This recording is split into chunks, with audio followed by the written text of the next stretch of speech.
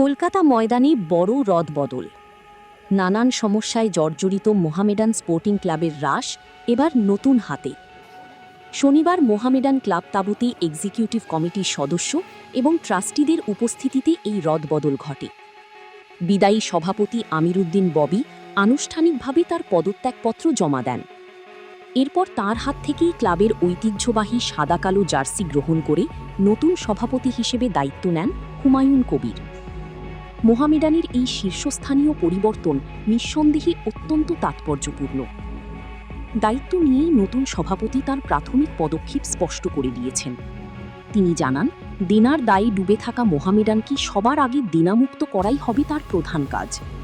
এর পাশাপাশি ক্লাবের সার্বিক উন্নতি এবং সমর্থকদের আরও বেশি সাফল্য এনে দিতে তিনি সকলের সাথে কাঁধে কাঁধ মিলিয়ে কাজ করার বার্তা দিয়েছেন। তিনি জানান, এমন এক ঐতিহাসিক ক্লাবের নেতৃত্ব দিতে পেরে তিনি নিজেকে অত্যন্ত সম্মানিত বোধ করছেন।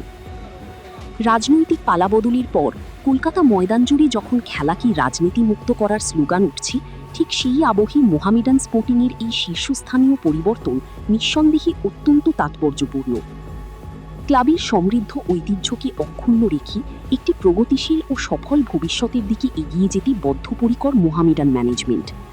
মাঠ এবং মাঠের বাইরে উভয় ক্ষেত্রেই শ্রেষ্ঠত্ব অর্জনের লক্ষ্যে নতুন আত্মবিশ্বাস এবং ঐক্যের সাথে এক নতুন অধ্যায়ের সূচনা করল সাদা-কালো শিবির।